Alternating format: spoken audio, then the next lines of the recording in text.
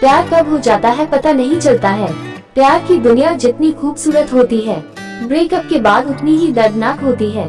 ऐसी ही सच स्टोरी अभय की है, जो एक लड़की के चक्कर में क्या क्या नहीं किया, फिर भी उसकी लव स्टोरी इनकम्प्लीट ही रह गई। आइए अब आपको अभय की सद लव स्टोरी से अवगत करवाते हैं। अभय 10वीं क्लास का छात्र है। इस उम्र में उसे क्या पता कि प्यार का क्या सिला होता है। वो एक लड़की को मन ही मन चाहने लगा था और इस बात का एहसास धीरे धीरे होने लगा। एक दिन अभय अपने कॉलेज जा रहा था, तभी उसकी नजर लड़की की नजरों से टकराती है, जिसे देखने के बाद वह देखता ही रह गया और लड़की उसे कोई भाव ही नहीं दे रही थी। फिर भी अभय उसके पीछे पीछे घर तक जाता था, लेकिन लड़की का दिल पिघल नहीं रहा था। अभय उसको देखने के लिए उसके स्कूल के सामने डेली खड़ा रहता था। यह अभय का अरेली का काम हो गया था।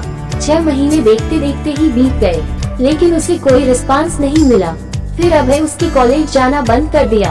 कुछ दिन बाद वह लड़की अभय के लिए बेचैन होने लगती है और उससे पूछती है, आप तो मुझे देखने के लिए मेरे कॉलेज ही नहीं आते हो।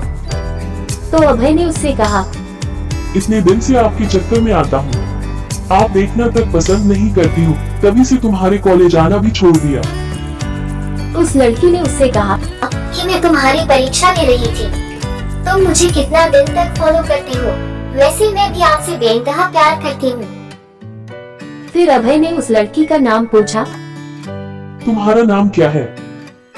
तो लड़की ने अपना नाम सोनिया बताया। उसके बाद अभय ने सोनिया को प्रपोज किया। I love you Sonia. और सोनिया उसके प्रपोजल को एक्सेप्ट करती है। लव यू टू अभय। सोनिया और अभय का प्यार दिनों दिन बढ़ता चला जाता है। सोनिया और अभय इतना ज्यादा क्लोज हो जाते हैं, साथ में घूमना और पार्क में जाना, डिनर करना, शॉपिंग करना आदत बन गई। वो कहती है कि मैं शादी सिर्फ अभय से ही करूंगी, नहीं तो मैं अपनी जान दे दूंगी। ये बात सुनकर भी घर वालों को कोई फर्क नहीं पड़ा। उसे मारने पीटने लगे और धमकाने लगे और अभय को मरने की धमकी दिए। तो इस कारण से शादी से राजी तो हो गई, लेकिन उसके दिलो दिमाग में अभय ही था। उसके बाद सोनिया ने अभय को एक लेटर लिखा, जिसमें लिखा था, मेरी प्रिय अभय, मैं आपको छोड़ना तो नहीं चाहती, पर क्या करूं, छोड़ना पड़ रहा है। हम पहले किसी से प्यार नहीं किए थे और पहली बार आपसे प्यार हुआ था। मैं आपको आज से नहीं, बहुत दिन से चाहती थी। कॉलेज तो एक बहाना था, मैं तो सिर्फ आपको देखने के लिए आती थी। मैं आपको धोखा नहीं दे रही हूँ, मेरी मजबूरी है। ये आपकी जिंदगी का सवाल है और मेरे घर वालों ने मेरी शादी तय कर दी है।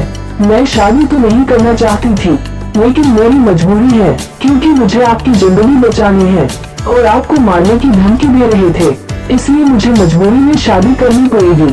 प्लीज आप मुझे माफ कर दीजिएगा, आपकी मजबूर सोनिया। उसके बाद अभय भी सोनिया के लिए एक लेटर लिखता है। मेरी प्रिय सोनिया, मैं तुम्हें कल भी बेइंतहा मोहब्बत करता था, आज भी तुम्हें बेइंतहा मोहब्बत करता हूँ।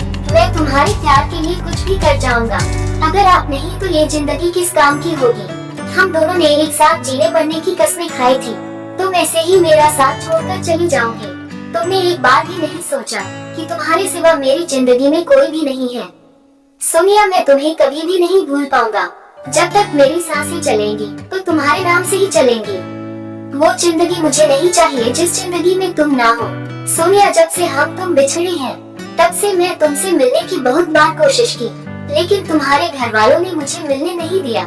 सोनिया, मुझे लगता है कि मेरी जिंदगी में खुशी लिखी ही नहीं है। मेरी जिंदगी में तो सिर्फ आंसू ही आंसू लिखी है। अगर तुम मुझे नहीं मिली तो मुझे ये जिंदगी भी नहीं चाहिए, और तुम्हारी खुशी जिसमें हो उसमें मेरी भी खुशी है। यह मेरा आखिरी लेटर है। और सोनिया उसका लेटर रो रो कर पढ़ रही थी और उसी दिन उसकी शादी भी थी। सोनिया को अभय से जुदाई बर्दाश्त नहीं हुई, इसलिए सोनिया ने शादी से पहले ही जहर खा लेती है, जिसके कारण उसकी मौत हो जाती है और यह सूचना अभय तक पहुंचती है। अभय उसकी मौत का सदमा बर्दाश्त नहीं कर पाता है, जिसके कारण वह भी अपनी जान दे देता है। सच्चे प्यार का अधूरा अंत हो जाता है। ऐसे में प्यार करते हो तो जान देने से बेहतर है निभाना सीखो।